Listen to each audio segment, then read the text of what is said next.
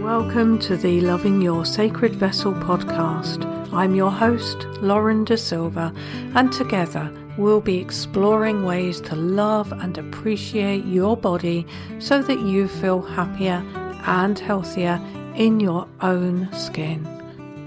I'm here for all those ladies who have been caught in the diet trap, who have lost and regained the same pounds over and over again, and ultimately been left feeling like a failure. If you're ready for a different approach, one that treats you as a whole person, mind, body and spirit, Sacred Vessel could be just what you've been searching for. Hello and welcome back to Loving Your Sacred Vessel. And I've been quiet for the last few weeks because I've been teaching the Sacred Vessel program itself. And one of the things that the ladies involved asked for was a lesson on beating self-sabotage. Now that's a really big subject, but I thought actually it would make an interesting podcast as well because it's so intrinsic to when dieting goes wrong and how we beat ourselves up when it does. And we are cross with ourselves for self-sabotage, but we need to look deeper into what's going on, I think. We need to consider whether some of our self-sabotage is actually self-protection, that we make self-defeating choices when we know what foods are good, we know what will help us to lose weight or to be our healthiest selves, and we still make choices that seem counter to that. We can't understand why. There's something deeper going on, and I suspect a lot of the time that is to do with self-protection. And I know I've had some of that going on in my past as well. The saboteur, that part of our personality that does the sabotaging, what our saboteur is, and our saboteur is one of our archetypes, one of our core survival archetypes. It's a part of our persona, and we all have a saboteur. And it kicks in when it thinks we're doing things that might be risky for us. Its job is all about protecting us, helping us to avoid mistakes, helping us to avoid danger. So our saboteur can misread the efforts to lose weight as a risk, a real risk that you're not going to be able to protect yourself with fat anymore. Maybe in your mind, being overweight is actually a protection for you, that it keeps you under the radar, that if you're overweight, you don't get as much attention, you don't get noticed so much, and that feels safer. So that, for example, is quite a common one. It might be why your own personal saboteur kicks in. It's like, well, you're starting to get compliments here. We better do something about that. We better go and eat that fattening food because I feel uncomfortable with the compliments you're getting. You're getting attention. And that might sound really strange in this world where we've got social media and everyone seems to want attention. Deeper down, it might not feel safe to have attention. So that's one example of why your saboteur might act up, might say, no, I need to keep you safe. I need to stop you doing this.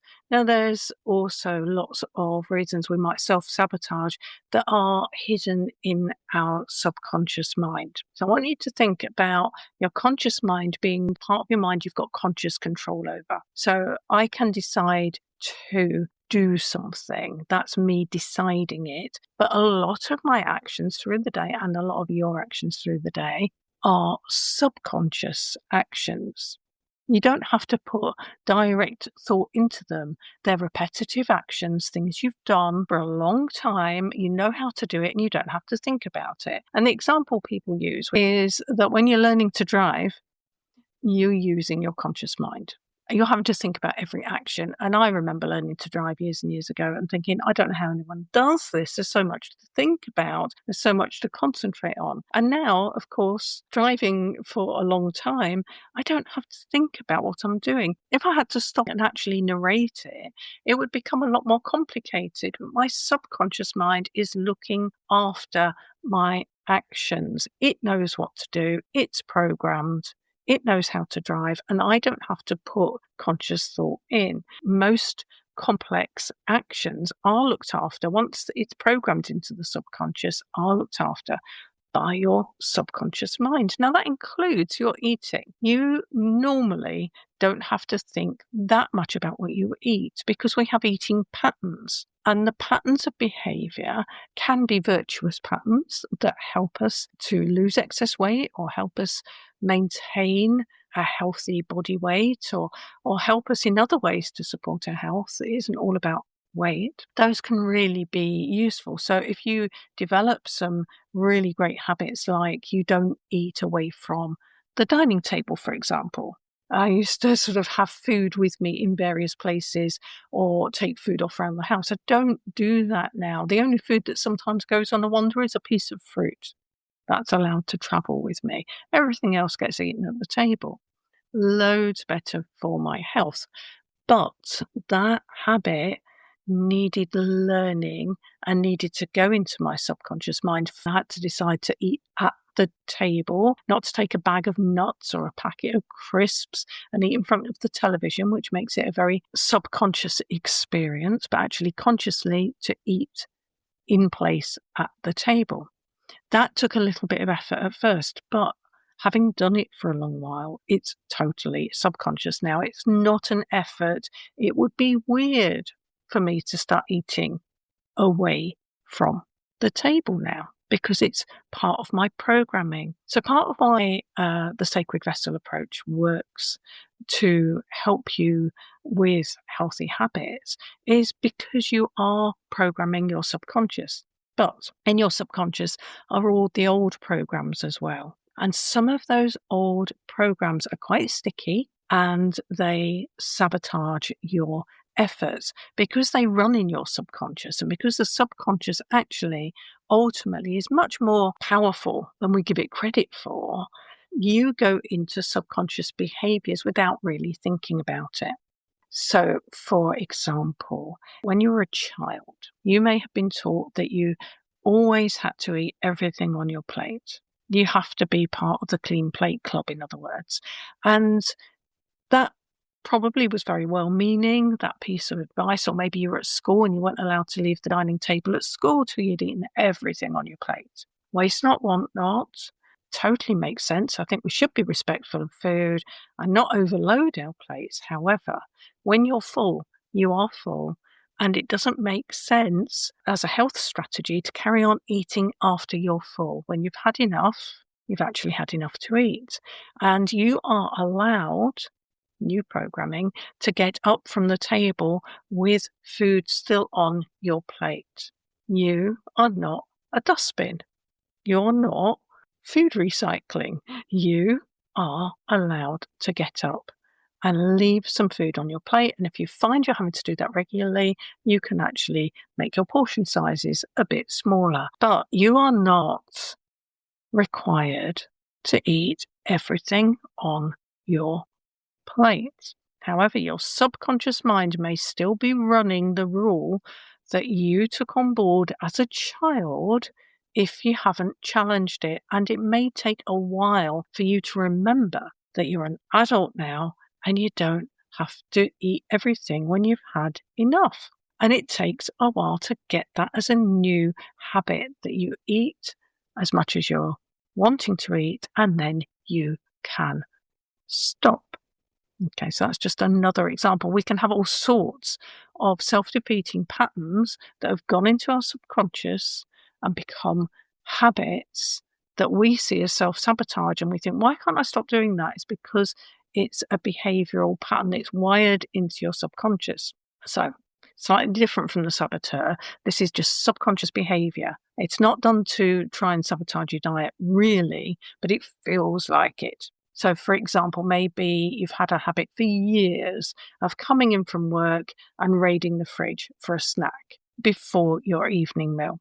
You're going to have to plan for breaking that habit. It's no good to just go, right, well, I'm not going to do that anymore, because you probably will, because you've done it for so long.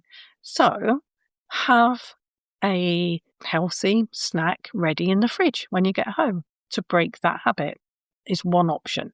So you might have some cherry tomatoes ready in the fridge with some cut up carrot sticks and whatever you think of as healthy food, maybe some apple slices, maybe a small handful of nuts, whatever it is, have it ready in there so that you've got something simple, nutritious that you can grab when you walk in and you're not confronting the habit so head on. Or you have a different route. You come in from work and instead of heading straight to the fridge, you put on your trainers and you go for a walk around the block. It breaks the habit. You're breaking a pattern. Or you go upstairs and you have a shower. You're breaking the habit. You're creating a new routine to break up the old pattern that's self-sabotaging. But you do need to use your conscious mind at first. As you find new healthy habits, it becomes easy to maintain. One of the reasons most diets don't work is they never actually become a habit. They always seem too much, and it's very hard to maintain them because you can't concentrate on that much all at once. It's much better, I think, and the way I've done this, much kinder for yourself, much kinder for your emotional health as well as your body, to change one habit at a time. Pick one, maybe two habits that you can see are not serving you anymore. One or two old beliefs, like clearing your plate, or one or two old routines that you can see, just this is actually not good for me.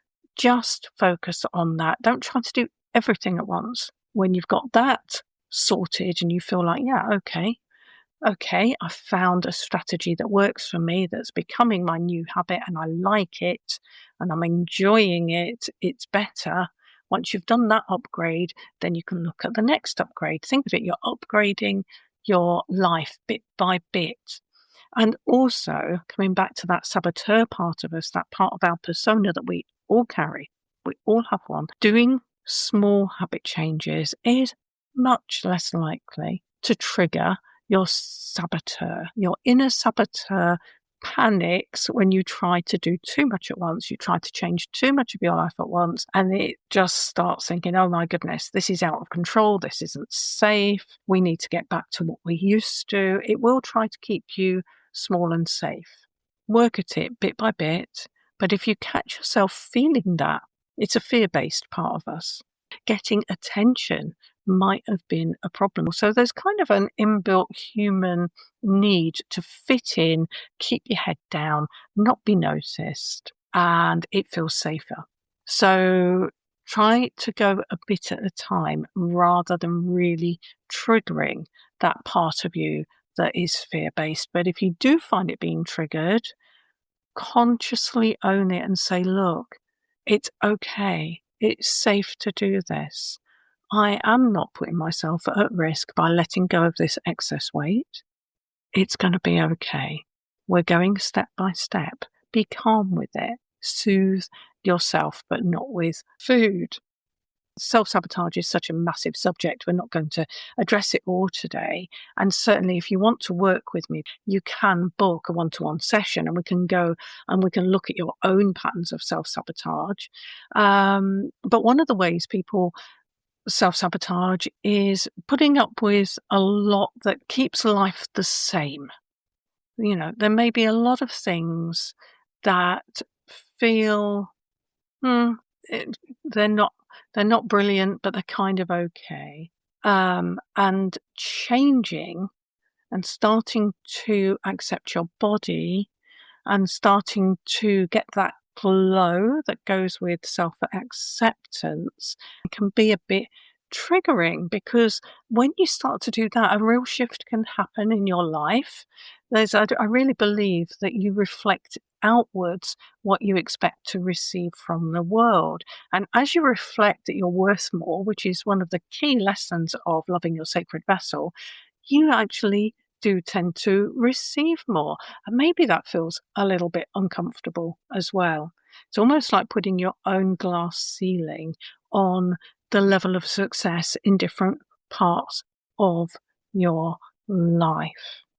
So I do think that we self-sabotage, not just in terms of health and weight and self-image, but that is one of the ways that self-sabotage does show up.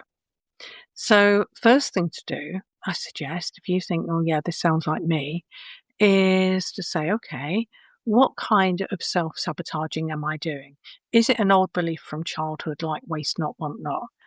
And if it's a belief, allow for the fact that that belief is only a habitual thought. Just allow for the fact that it might not be the objective truth. It's just a belief. It's something you've carried, a thought about yourself or about the world or about food, about eating, about your body, whatever it is. It's a thought you've carried for a while. It's in your subconscious, so it feels like the truth.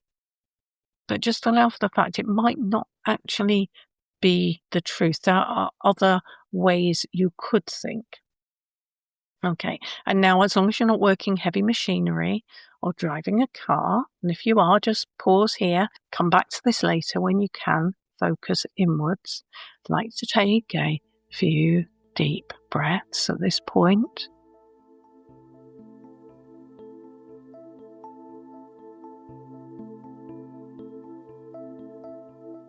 Just allow yourself to be present in the moment, bringing your attention inwards, closing your eyes, and imagine that you have got the most beautiful, angelic life coach standing beside you. You've got wings, the full angelic look. And your angelic life coach, your heavenly life coach, is holding a scroll and a feather pen. And as you think about the ways you self-sabotage, the old beliefs you've carried, the old behaviours you've carried that you sabotage your success with, you see that your angel is quite busy writing something down on that scroll of paper. And when they're finished, they're going to lift their feather pen and they will turn that scroll around so that you can read what they have written for you. And you'll see that they have written a new, much more loving, much more positive statement about you on the scroll. It's something for you to think about. It's something that could become your new truth. So what does it say?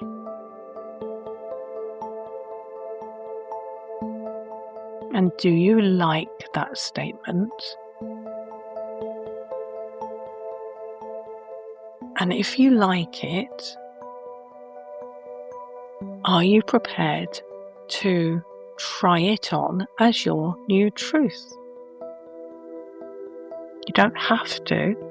It's always your choice.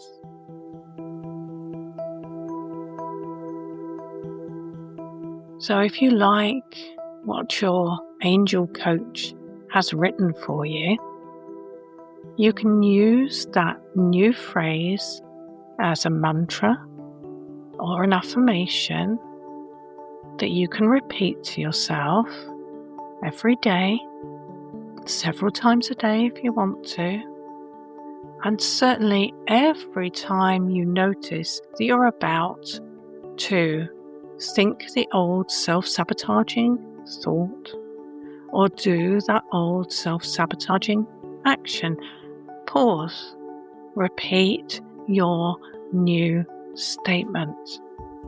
Stay with that for a moment and see whether that's enough to interrupt the behavior, to interrupt the old belief. And with a mantra or an affirmation, they work by repetition. So saying it once isn't going to do it. It's not going to reprogram your subconscious by saying something once. Saying it over and over again, repetitively, yes, that can get in.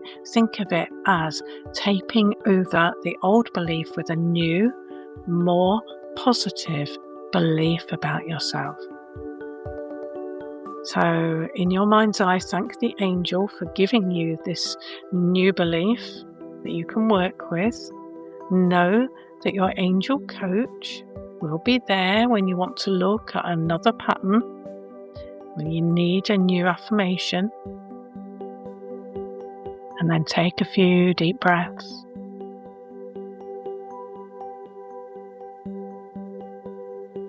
Bring yourself back into the present moment, awareness of your physical body, awareness of your feet on the floor, the chair you're sitting on, the room around you.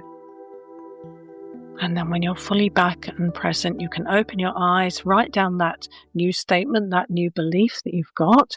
And if you like, you can put that on Post-it notes, write that up, put it in places you'll see it around the house. Maybe put it in the fridge or on the fridge door, put it in your knicker drawer, put it on the mirror, wherever it is that you need a reminder, maybe in your handbag or in your purse, wherever you need to have that new belief. And remember to read it and remember to say it. And with an affirmation, it works even better if you can say it out loud. Now, you can't always say something out loud, not if you're in public, but thinking works as well. So whether it's out loud or quietly in your head, repeat that affirmation, repeat that new mantra, use it and see what happens. Give it a few weeks. Don't just do 1 day or 2 days and go, well, I'm still doing that behavior, it doesn't work. Look, you've maybe had that old pattern or that old belief for years, maybe even decades. Give it a few weeks every day and see what happens. And I'd really love to know what your angel coach told you. So please do drop me a line and let me know in the comments. If you'd like to work with someone to go through your self-sabotaging behavior, you can book a one-to-one session with me. Go to my website, www.laurendasilva.co.uk, and get in touch to book a one-to-one session. Don't forget to subscribe if you'd like to receive every new episode of Loving Your Sacred Vessel. And I'd be really interested to know how you're getting on. I would love to know if these podcast episodes are helping you or if there is something you would really like me to cover in the podcast. Until next time, keep loving your sacred vessel and know that you are worth it.